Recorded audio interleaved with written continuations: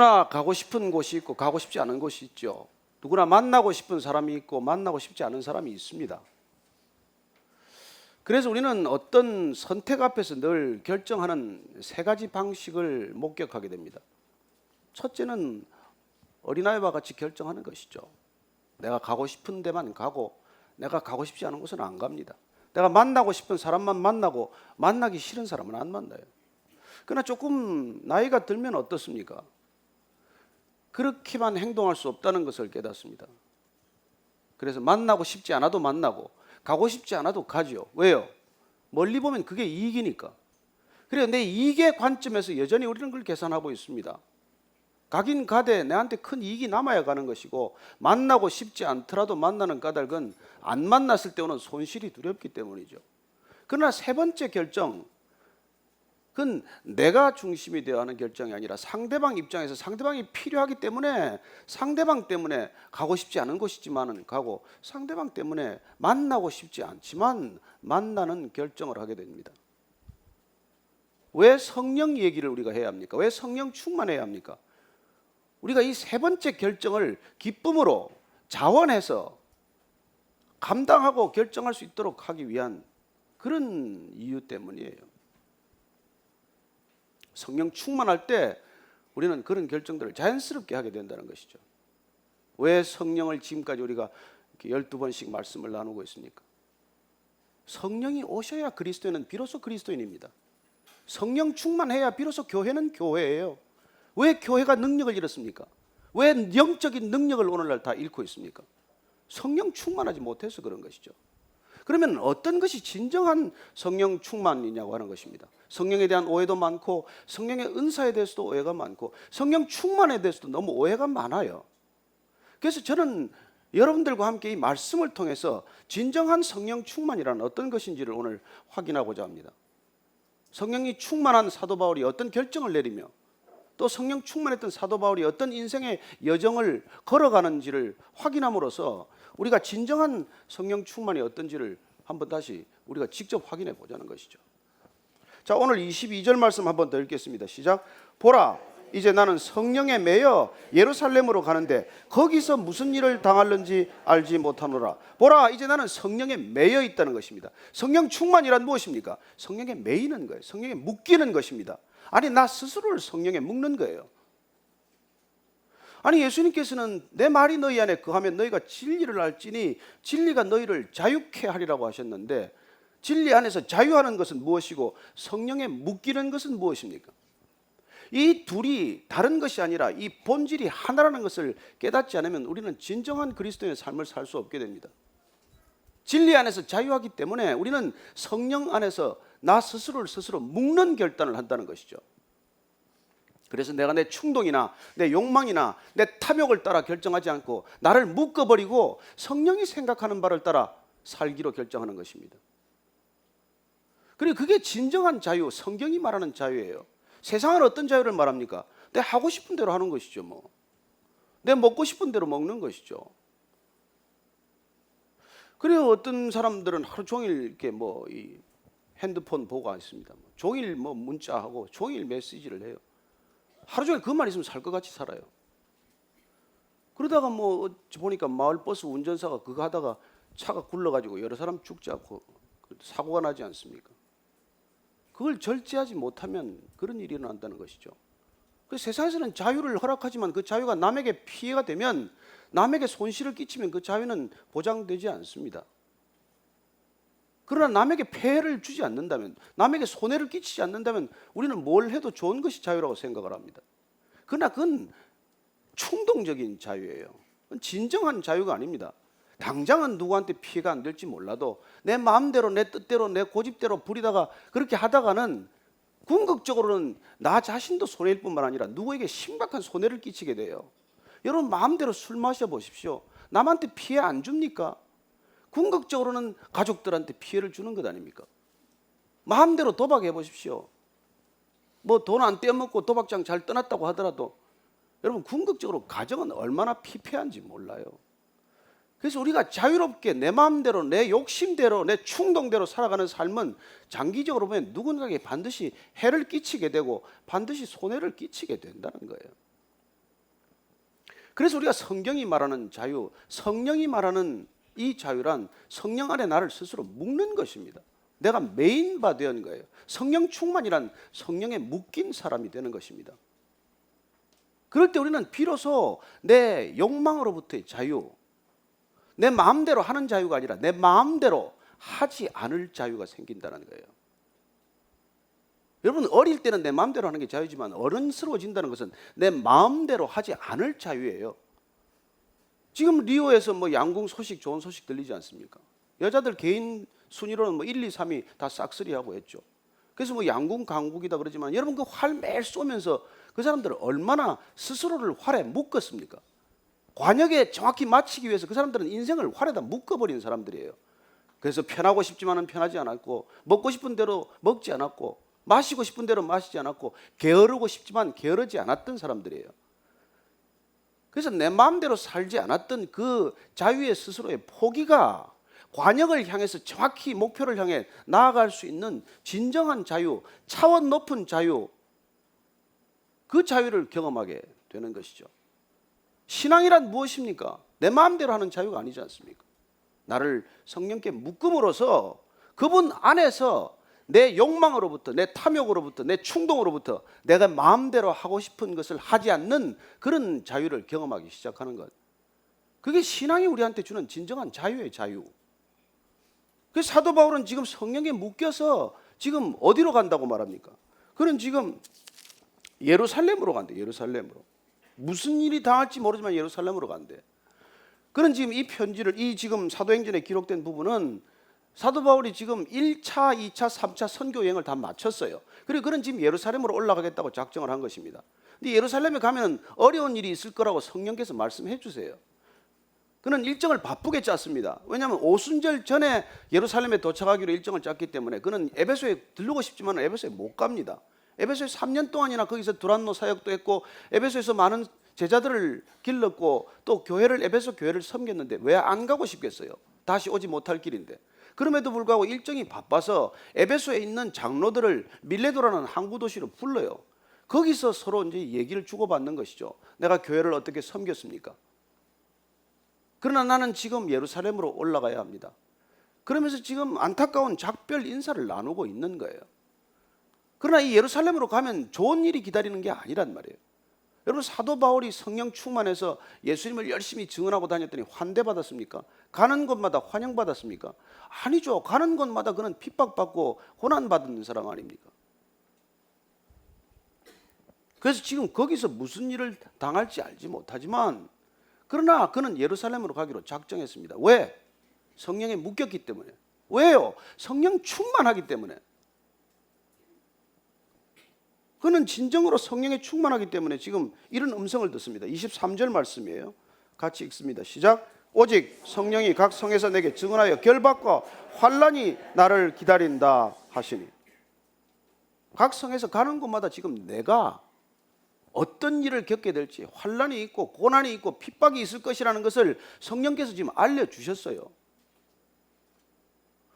그렇게 나한테 고난이 기다리고 핍박이 기다리고 있는데도 왜 거기를 굳이 가냐는 거예요. 왜 가야 됩니까? 그는 24절 이렇게 설명합니다. 시작. 내가 달려갈 길과 주 예수께 받은 사명, 곧 하나님의 은혜의 복음을 증언하는 일을 마치려 하면은 나의 생명조차 조금도 귀한 것으로 여기지 아니하노라. 왜 거기를 가는 거 하니까, 왜 달려갈 길을 이렇게 끝까지 달려가는 거 하니까 예수님께 받은 사명, 하나님의 은혜의 복음을 증거하는 일이 내 생명보다 귀하다는 것을 본인이 알았기 때문이라는 거예요. 여러분, 진정한 신앙이란 복음이 나보다 귀하다는 것을 아는 거예요. 내 목숨보다 더 귀한 게 있다는 걸 아는 것입니다. 여러분, 세상은 내 목숨이 제일 중요해요. 다 살자고 하는 일 아닙니까? 다 잘 살겠다고 하는 거 아니에요? 그래요. 좀 잘 살겠다고 그렇게 죽을 힘을 다해 돈 벌고, 죽을 힘을 다해서 다 직장에 승진하고, 죽을 힘을 다해서 다 애도 기르고 그러는 것이죠. 그 더 잘 사는 길이라고 지금 이 더위에 또 휴가지로 가지 않습니까? 근데 뭐 휴가지 가봐야 뭐 그렇게 좋나요, 여러분? 돈 쓰고 시간 쓰고 바가지까지 쓰고. 저희들도 무별 때 지난주 제주도에 뭐 의료 아우리치 때문에 같이 갔는데 뭐 너무 비싸고 사람은 너무 많고 렌트카는 뭐 평소 때보다 6배나 뛰고 말이죠. 정말 그 후회 막급이었습니다. 내년엔 절대 성수기에 우리가 제주도 가지 말자 결심하고 돌아왔는데 어쨌건 여러분 우리가 가는 곳마다 그런 거예요. 근데 왜 그렇게 휴가를 갑니까? 그게 더 잘 사는 길이라고 생각을 하니까. 근데 사실 여러분들 그게 휴가입니까? 저는 여러분들이 정말 힘을 가지고 휴가를 떠나게 되기를 바랍니다. 예수님 안에서 떠나야 휴가지 사람들하고만 가봐야 휴가 안 됩니다. 오늘 이 사도 바울이 내가 왜 예루살렘으로 가는지를 설명하는데 딱 한마디로 복음이 내 목숨보다 더 귀하기 때문이라는 거예요. 여러분 인생의 가장 큰 클라이맥스는 내 생명보다 귀한 것을 발견하는 것입니다. 인생의 진정한 클라이맥스는 내 목숨보다 더 귀한 게 있다는 걸 아는 거예요. 세상은 목숨이 가장 중요한 줄 알지만 그러나 그보다 더 중요한 것이 있다는 것을 알았을 때 사도 바울은 그 목숨을 전혀 귀하게 여기지 않고 그렇게 살아가는 삶이 완전히 바뀌는 것을 경험하는 것이죠. 바울이 예수 믿고 잘 된 거 있습니까? 바울이 다메섹 도상에서 예수님 만나고 잘 된 게 있습니까? 여러분 단 하나도 사도 바울 잘 된 거 없습니다. 여러분 고린도 후서 11장 23절 이하를 한번 읽어드리겠습니다. 도대체 사도 바울이 예수님 만나서 무슨 일을 겪었으며 어떻게 살았는지를 이렇게 기록하고 있습니다. 그들이 그리스도의 일꾼이냐 정신없는 말을 하거니와 나는 더욱 그러하도다. 내가 수고를 넘치도록 하고 옥에 갇히기도 더 많이 하고 매도 수없이 맞고 여러 번 죽을 뻔하였으니 유대인들에게 40에서 하나 감한매를 5번 맞았으며 3번 태장으로 맞고 1번 돌로 맞고 3번 파선하고 일주일을 깊은 바다에서 지냈으며 여러 번 여행하면서 강의 위험과 강도의 위험과 동족의 위험과 이방인의 위험과 시내의 위험과 광야의 위험과 바다의 위험과 거짓 형제 중에 위험을 당하고 또 수고하며 애쓰고 여러 번 자지 못하고 줄이며 목마르고 여러 번 굶고 춥고 헐벗었노라. 왜 이러고 다니? 왜 이러고 삽니까? 무엇 때문에 이러고 삽니까? 복음이 나보다 더 중요하니까. 예수님이 나보다 더 중요하니까. 영생을 얻었으니까. 그리고 그는 이렇게 살아가는 이유를 딱 한마디로 복음 때문이라고 말하는 것이죠. 여러분 나보다 더 중요한 가치를 발견했기 때문에 그는 이렇게 산다는 것입니다. 이걸 보면 여러분 어떤 생각이 드세요? 저는 이걸 보면 나는 가짜구나. 난 복음의 가치를 제대로 모르고 사는 것과 마찬가지구나.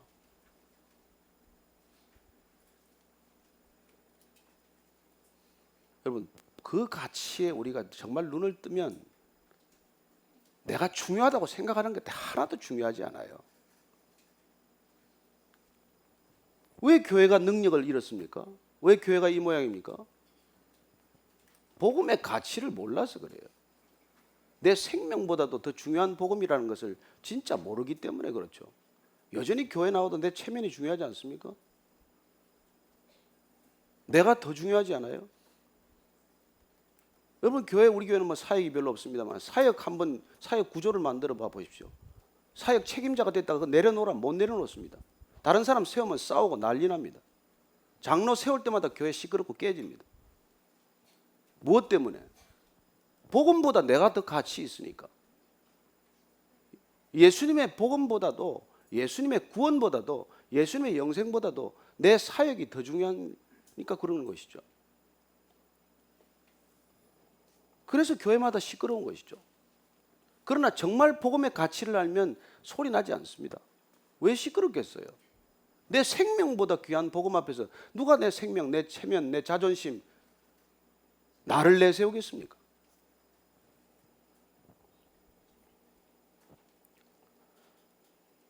그래서 나의 생명조차 조금도 귀한 것으로 여기지 않겠다. 그 때문에 그는 음성을 들었지만 예루살렘으로 간다는 거예요.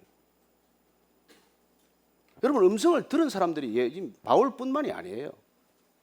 바울이 가면 어떤 일을 겪을 것이라는 성령의 음성을 들은 사람들이 여럿입니다. 그 앞에 페이지 21장 한번 가보실래요? 21장 4절 한번 보십시오. 같이 한번 읽습니다. 시작. 제자들을 찾아 거기서 이래를 머물더니 그 제자들이 성령의 감동으로 바울더러 예루살렘에 들어가지 말라 하더라. 바울이 배를 타고 드디어 이제 밀레도에서 저쪽으로 들어갔습니다. 가서 두로로 들어갔어요. 근데 거기서 제자들을 만났는데 거기서 한 일주일간 머물고 있었는데 제자들이 성령 충만해가지고 바울의 어떤 일이 일어날지를 알게 되었어요. 성령께서 가르쳐 주셨어요.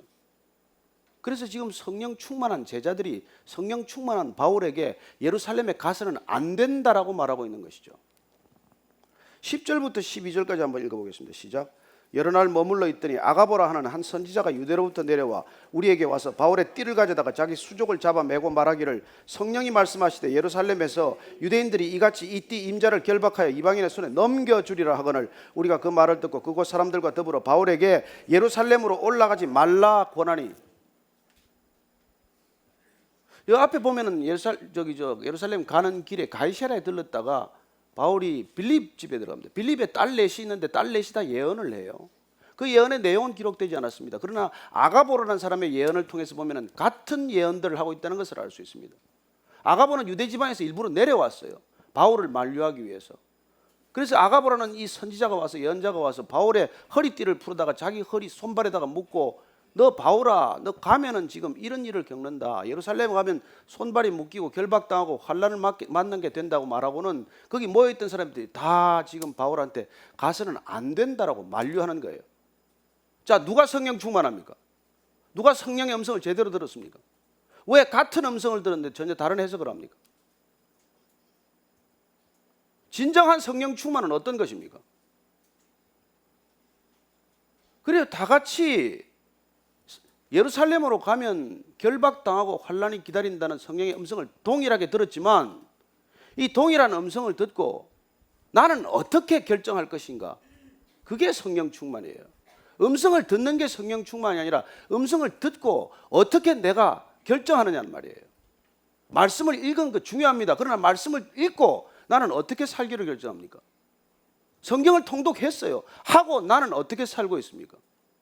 말씀을 듣고 설교를 듣고 교회를 다니고 있는데 나는 어떻게 살고 있냐고요. 동일한 음성을 들었어요.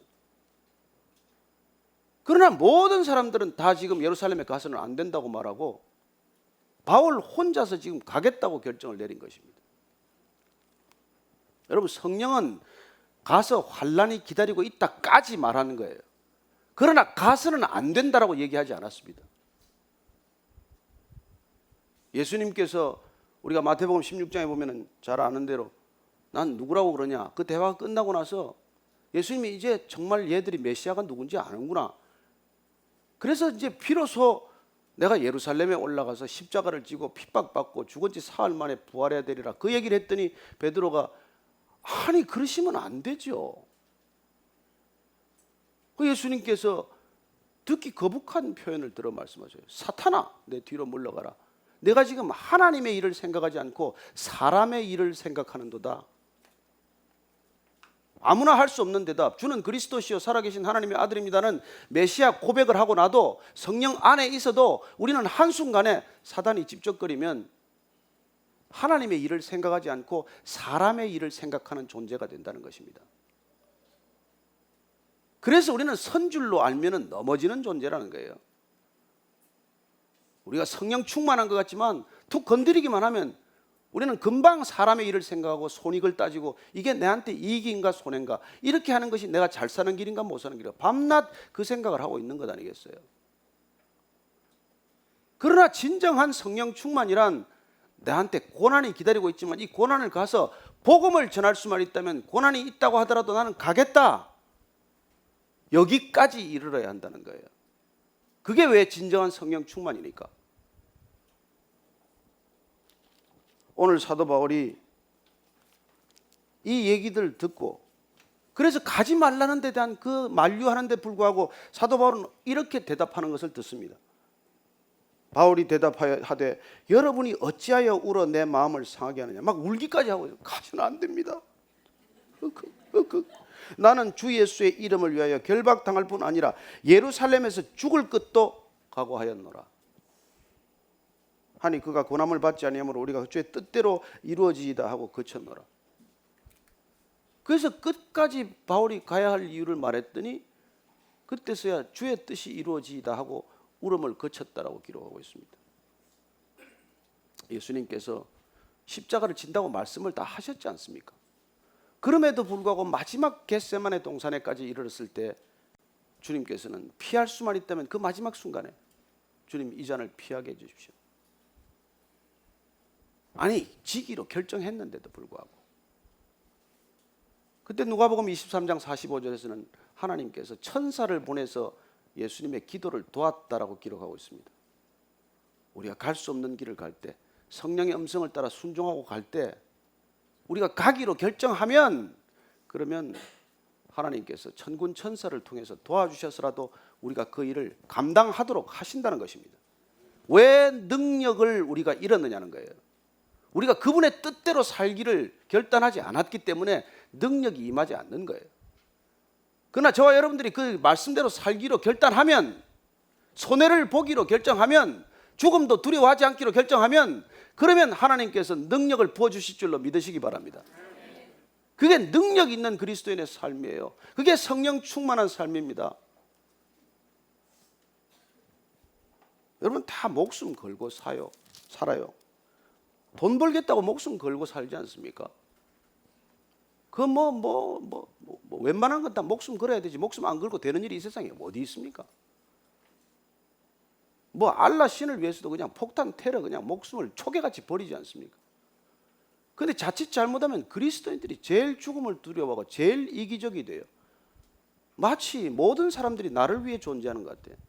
마치 하나님도 나를 위해 존재해야 되는 것 같아요. 마치 모든 사람들은 나를 축복하기 위해 살아야 되는 것처럼 생각을 해요.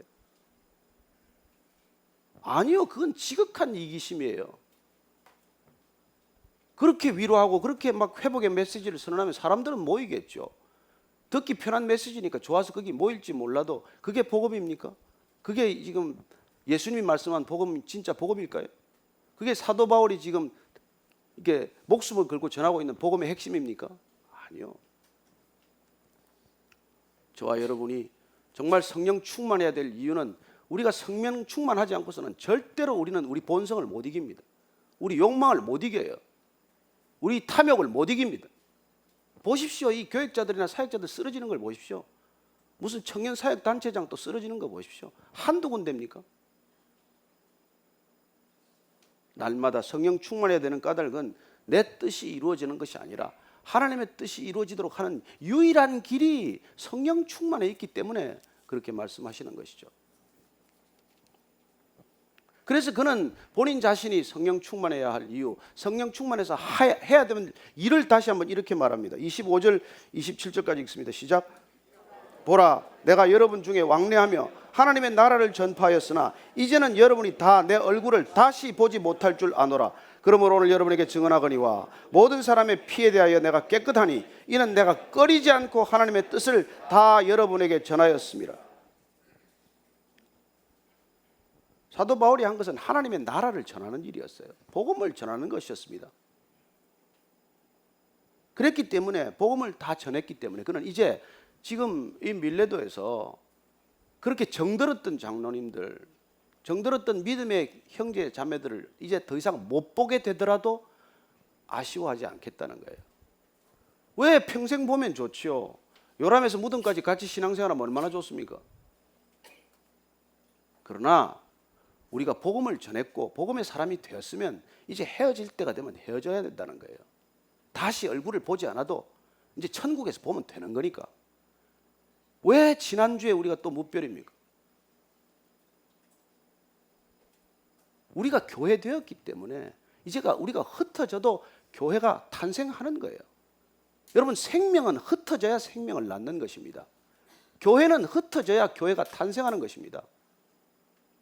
그는 다시 예루살렘 땅으로 올라가고자 하는 까닭은 그가 비록 이방인의 사도로 부름받았지만, 그래서 소아시아에 그 많은 교회가 지금 생겼지만, 그러나 그는 대제사장이 누군지, 바리새인이 어떤 사람들인지, 율법학자나 서기관들이 도대체 어떤 인간인지를 너무 잘 알기 때문에 그들에게도 복음이 전해져야 하고 그들에게도 진정한 주님이 선포되어야 하기 때문에 거기 가서 죽더라도 가겠다는 거예요. 저는 우리가 그런 각오로 앞으로 무별로 해나갔으면 좋겠어요. 가서 그냥 뭐 더우니까 그냥 휴가 삼아 갔다 오는 사람도 있을 테고, 그냥 한 주 쉬나보다 해서 교회 안 가는 사람도 있을 테고, 뭐 별의별 사람들이 다 있겠지만, 그러나 저는 여러분들이 정말 복음의 빚진 자가 되었기 때문에, 이 복음의 능력에 잡혔기 때문에, 이 복음의 능력을 어찌할 바 모르기 때문에 누군가에게 다시 생명이 되고 영생을 전하는 그런 발걸음 되기를 원합니다. 하나님이 세상을 이처럼 사랑하사 독생자를 주셨으니 저는 이를 믿는 자마다 멸망치 않고 영생을 얻게 하려 하심이라. 내가 진실로 진실로 너희에게 이르노니 이제 너희들은 생명에서 사망에서 생명으로 옮겼느니라. 이 소식, 이걸 전하기 위해서 우리가 가는 발걸음이 되어야 한다는 것이죠. 이걸 다 전했더니 그는 이제 사람들 다 안 만나도 아쉽지만은 더 아쉽다는 소리를 안 하는 것이죠. 이제 헤어질 때가 됐다는 것입니다. 3년 동안 그렇게 했던 사람들이에요.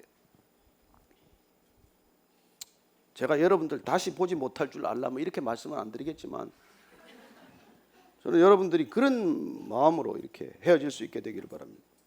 그리고 오늘 사도 바울은 내가 모든 사람에 대해서 피가 깨끗하다고 말합니다. 이 말을 알아들으려면 우리가 이 에스겔서 3장 말씀을 좀 백그라운드 알아야 돼요. 에스겔서 3장 말씀 같이 한번 찾아서 읽어보십시다. 에스겔서 3장 17절 이하입니다. 17절에서 21절까지 찾으신 분들 한 목소리 읽습니다. 시작. 인자야, 내가 너를 이스라엘 족속의 파수꾼으로 세웠으니 너는 내 입의 말을 듣고 나를 대신하여 그들을 깨우치라. 가령 내가 악인에게 말하기를 너는 꼭 죽으리라 할 때에 내가 깨우치지 아니하거나 말로 악인에게 일러서 그의 악한 길을 떠나 생명을 구원하게 하지 아니하면 그 악인은 그의 죄악 중에서 죽으려니와 내가 그의 핏값을 내 손에서 찾을 것이고, 내가 악인을 깨우치되 그가 그의 악한 마음과 악한 행위에서 돌이키지 아니하면 그는 그의 죄악 중에서 죽으려니와 너는 내 생명을 보존하리라. 또 의인이 그의 공의에서 돌이켜 악을 행할 때는 이미 행한 그의 공의는 기억할 바 아니나 내가 그 앞에 거치는 것을 두면 그가 죽을지니 이는 내가 그를 깨우치지 않음이니라. 그는 그의 죄 중에서 죽으려니와 그의 핏값은 내가 내 손에서 찾으리라. 그러나 내가 그 의인을 깨우쳐 범죄하지 아니하게 하므로 그가 범죄하지 아니하면 정령 살리니 이는 깨우침을 받음이며 너도 내 영혼을 보존하리라.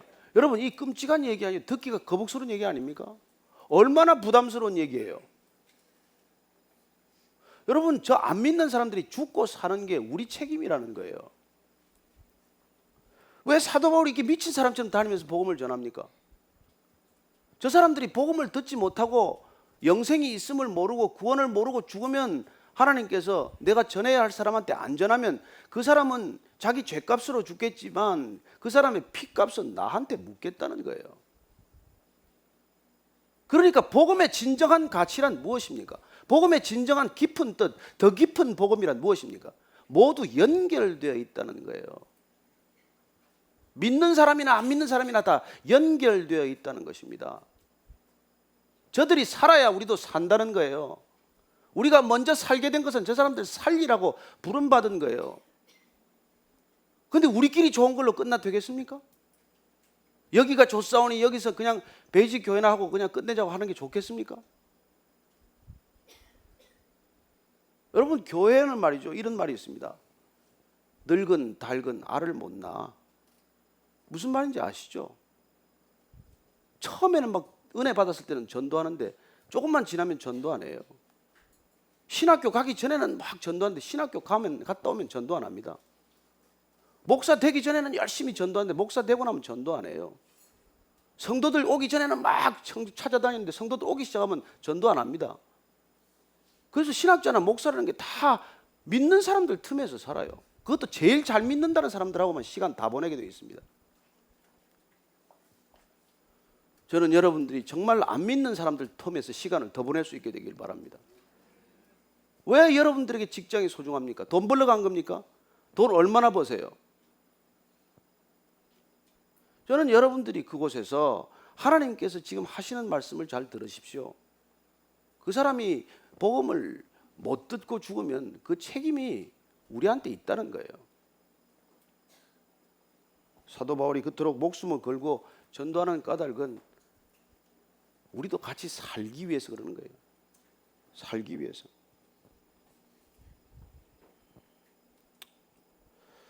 이렇게 말할 수 있으려면 여러분, 얼마나 복음을 전했다는 뜻입니까? 내가 누구에 대해서도, 어떤 사람의 증거에 대해서도 나는 깨끗하다. 내 피가 깨끗하다. 그런 복음을 전하지 않아서 그가 문책당할 일은 없다는 그런 대단한 자부심을 가진 사람이에요. 만나는 사람에게마다 복음을 전한 거죠.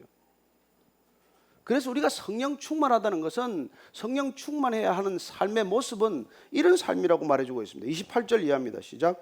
여러분은 자기를 위하여 또는 온 양떼를 위하여 삶가라. 성령이 그들 가운데 여러분을 감독자로 삼고 하나님이 자기 피로 사신 교회를 보살피게 하셨느니라. 그래요. 온 양떼를 위해서, 자기 자신을 위해서 늘 깨어있으라는 게 근신하라는 거예요. 성령 충만이란 우리가 깨어있는 상태를 말하는 것이죠. 그래서 성령이 그들 가운데 여러분을 감독자로 삼고 하나님이 자기 피로 사신 교회를 보살피게 하셨느니라. 왜 성령이 있어야 합니까? 왜 성령 충만합니까? 성령 충만하면 어떤 모습입니까? 교회를 보살피는 사람이 된다는 거예요. 진정한 교회란 성령으로 태동된 것이고 성령으로 잉태된 것이고 성령으로 출산된 것입니다. 마가의 다락방에 성령 세례가 임함으로써, 바람같이 불같이 임함으로써 그 마가의 다락방에 있던 120명 전체가 교회가 되었습니다. 그 사람들이 교회가 되었기 때문에, 그 사람들이 생명이 되었기 때문에, 그 사람들이 구원받았기에, 그 사람들이 영생을 얻었기에, 그들이 가는 곳마다 생명이 전해진 것, 그게 사도행전이고 그게 생명행전이고 그게 성령행전이에요. 왜 성령 충만해야 합니까? 그분이 오셔야 우리는 비로소 교회가 되는 것이고, 우리가 비로소 교회 되었을 때 우리가 가는 곳마다 교회가 잉태되는 것이고, 그런 진정한 교회가 잉태될 때 하나님의 나라가 이 땅 가운데 그 모습을 드러내게 되는 것이죠. 그래서 우리는 조금 더 과감하게 헤어져야 돼요. 과감하게 흩어져야 합니다. 지금도 루비나 빌딩에서 성찬 예배 드리고 있지만, 한 군데에서 두 군데에서 드리게 되겠지만, 점점 드리면서 저는 여러분들이 어딘가로 주님이 보내시는 발걸음을 따라, 내가 가고 싶지 않지만 성령님께서 부담을 주니까 가야 할 곳이 있을 것이고, 나는 만나고 싶지 않지만 성령님께서 만나야 할 부담을 주시기 때문에 그 사람 만나서 복음을 전해야 하는 것이죠. 생명의 씨앗이 그곳에 떨어져야 하는 것이죠. 그걸 위해서 저와 여러분이 먼저 잠깐 부름받은 것밖에 뭐가 더 있습니까? 그런데 우리 자신만을 안다고요? 그런 이기적인 크리스찬이 우리 모습이 되어서 되겠습니까? 여러분, 주일날 예배 한번 고작 드리는 걸로 신앙생활 잘한다고 생각하십니까? 주일 성수 좀 하고 헌금 좀 하고, 그리고 무슨 때 되면 아우리치 한 번씩 갔다 오고, 그 정도면 충분합니까? 아니요.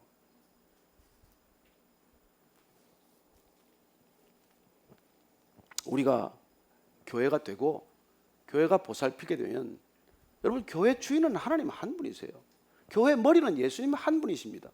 그리고 교회가 교회 되게 하시는 분은 성령님 한 분이세요. 그분만이 진정으로 교회가 교회 되게 하시는 분입니다. 그래서 우리가 성령 충만하지 않으면 교회 지체가 아니에요. 교회 왔다 갔다 하는 사람일 수는 있겠지만, 그렇게 될 때 우리는 끊임없이 영적 공격을 받을 거예요. 정말 신기하게 우리가 그렇게 성령 충만하면 끊임없이 그런 이 위협과 협박을 받는다는 것이죠. 자, 29절 30절 한번 보십시오. 시작. 내가 떠난 후에 사나운 이리가 여러분에게 들어와서 그 양떼를 아끼지 아니하며, 또한 여러분 중에서도 제자들을 끌어 자기를 따르게 하려고 어그러진 말을 하는 사람들이 일어날 줄을 내가 아노라. 지금 사도 바울이 떠나면서 교회에 어떤 일이, 진정한 교회란 여러분 이리가 들어오는 곳이에요. 반드시 들어오는 곳입니다. 교회가 교회 되기만 하면 이리가 꼭 들어온다는 거예요. 근데 이리가 들어올 때면 나는 이리다 이러고 들어오나요? 꼭 양 같아, 더 양 같아. 너무 순하게 가지고 와가지고, 너무 선한 목자 같아서 구분할 수가 없는 거예요. 근데 언제 구분됩니까? 여러분, 이리의 관심은 양의 목숨을 빼앗는 거예요. 양을 착취하는 것입니다. 양을 수단시하는 것이죠. 그래서 내 양을 만들어요. 아니요, 양떼는 주님의 것이어야 하는 것이죠. 그래서 어그러진 말로 그들을 내 제자로 만드는 거예요. 여러분, 사람들을 내 제자로 만들어서는 안 돼요. 그게 제자 훈련 아닙니다. 제자 훈련 가장 많이 한 교회가 어떻게 됐어요? 여러분, 이게 지금 보십시오. 그게 어그러진 말로 자기 사람들을 만들어 놓았다 그러잖아요. 예? 제자들을 끌어 자기를 따르게 하려고 어그러진 말을 하는 사람들이 일어날 줄을 내가 아노라. 누구를 따라가게 해야 된다고요? 주님을 보고 따라가게 해야 되는 것이죠. 여러분, 목사란 그런 존재예요. 그러니 저 같은 가짜를 바라보지 마세요. 여러분, 가짜는 90%라도 가짜예요. 99% 가짜입니다. 99.99%도 가짜예요. 그냥 정도의 차이만 있을 뿐이지. 오직 선한 분은 100%는 예수님 한 분뿐이에요. 그래서 그분을 따라가도록 만드는 것, 그분을 따라가도록 돕는 것, 그분을 따라가도록 일으킨 공동체, 그게 교회예요, 교회. 예? 그 교회가 이 땅 가운데 진정한 소망이 될 줄로 믿으시기 바랍니다. 그래서 교회 아닌 걸 보고 지금 사람들이 교회라고 욕을 하는 거예요.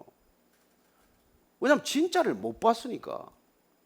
진짜를 경험한 적이 없으니까 교회 문비만 붙여놓으면 이상한 일을 하니까 욕을 하는 것이죠.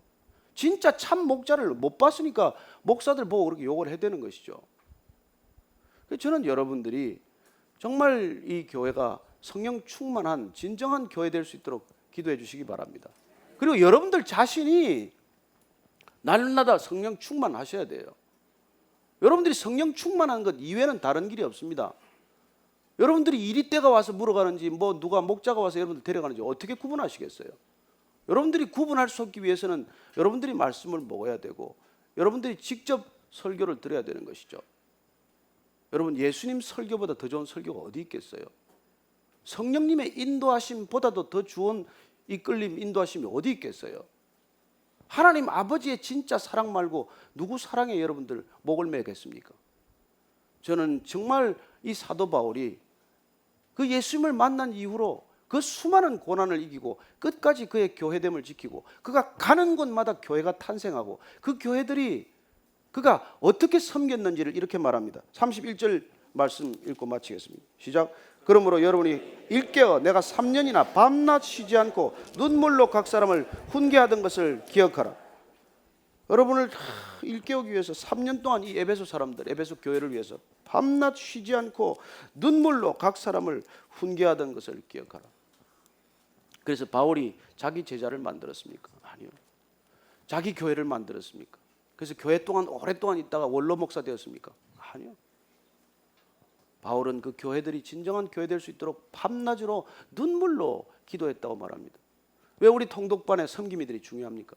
그 반원들을 한 사람 한 사람 놓고 눈물로 기도하시는 것이죠. 왜 흩어져야 합니까? 여러분, 사람이 여러분 500명만 넘어가도 이름 다 기억 못합니다. 교회가 아니에요. 그래서 저는 여러분들이 이렇게 막 많이 이렇게 앉아 있는 거 답답해요. 여러분도 덥지 않아요? 저도 덥습니다. 좀 일부도 오고 좀 흩어지세요. 왜 2부에 이렇게 많이 와가지고 이렇게 막 서서 이렇게 있고 이러세요? 저는 여러분들이 이제 다른 성찬 예배가 생기면은 거기 가서도 예배 드리고 어디를 가서도 여러분들이 예배 드릴 수 있는 까닭은 여러분들이 교회 되었기 때문이에요. 지난주 또 안 했더니 아니나 다를까 또 문 닫은 걸 모르고 몇 분이 왔다가 교회 문 닫았습니까? 하고 또 전화하고 그래요. 그 중에 한 사람은 정말 내가 뭐 이게 참 너무 재밌어서 소개를 할 텐데, 우리 여기 권명철 목사님 그 첫째 딸이 6살인데 이름이 권재희의 재희. 아버지가 목사가 되더니 찾아왔어. 우리 아버지가 전도사다가 목사가 되는데 이제 자기가 전도사가 돼야 되겠대. 뭐 그런 또 기특한 나이가 있는지. 그러더니 이제 전도사가 이제 뭐 장난삼아 불렀더니 기도도 자기가 하고 뭐 이러더니 아니 자기 학원에 그 미술학원 원장님을 전도하겠다고 자꾸 이제 한 거예요. 와서 원장님 베이식 교회 오시라고 뭐 그러고. 그러다가 이제 아버지하고 서점에 갔다가 왜 예수인가 책을 봤어요. 그 책에 보니까 할아버지 목사님을 봤대요. 저자가 누군지 비로소 안 거야. 그래서 그 책을 가지고 또 사가지고 사인해가지고 갖다 달라 그래서 줬더니 그 원장님이 그 책을 한 번 읽어보고 나서 감동이 돼서 2번 읽고, 원래는 오늘 오기로 했는데 너무 조갑증이 나고 한번 직접 와야 되겠다고 지난주에 버스 타고 전철 타고 그거는 뭐 차도 못 세운다니까 2시간이나 왔는데 문을 딱 닫아놓고 있었다는 거예요. 여러분, 누가 교회입니까? 제이가 교회예요. 누가 베이직 교회입니까? 권제이가 베이직 교회란 말이에요. 저는 여러분들이 그 어린아이가 그렇게 복음을 전하겠다고 지금 그러고 사는데 저와 여러분들은 어떻게 살아야 됩니까? 여러분, 오늘 이 사도 바울의 성령 충만을 보면서 우리가 다시 한번 올해 같이 나누었던 말씀을 기억해야 합니다. 우리가 강도 만난 자의 이웃이 되어야 하는 까닭은 그들이 살아야 우리도 살기 때문입니다. 그들을 살릴 때 하나님께서는 우리에게 기름 붓듯 물 붓듯 성령을 부어주실 것입니다. 그들에게 복음을 전하겠다고 결단할 때 우리가 갖지 못했던 능력을 주님께서 허락하실 것입니다. 저는 여러분들이 능력 있는 그리스도인들 되기를 원합니다. 여러분들 그 성령 충만은 결코 하나님을 컨트롤하는 게 아니에요.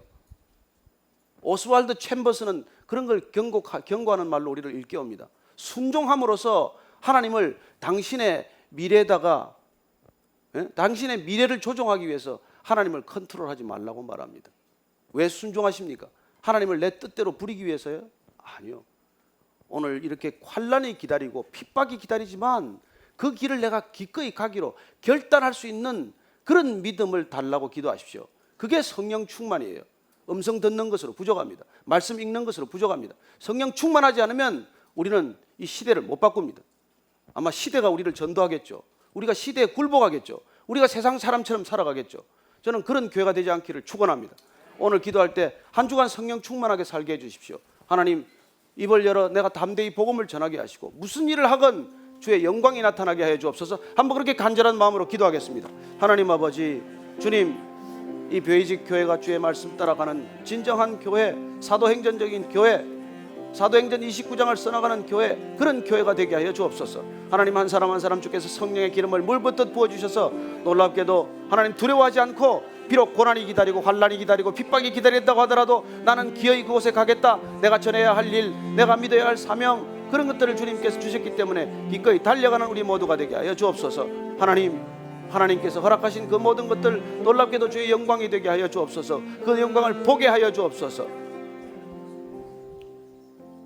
하나님 아버지, 나보다 중요한 것이 있음을 알게 하셔서 감사합니다. 내 생명보다, 내 목숨보다 소중한 복음을 깨닫게 해주셔서 감사합니다. 이 복음 들고 주님 가라고 하는 곳, 원치 않는 곳이라도 가게 하시고, 만나고 싶지 않은 사람이라도 만나게 하시고, 용서할 수 없는 사람이라도 용서하게 하여 주옵소서. 하나님 감사합니다. 이 복음이 능력이 되게 하시고, 이 복음이 저의 생애가 되게 하여 주옵소서. 예수님 이름으로 기도합니다. 아멘.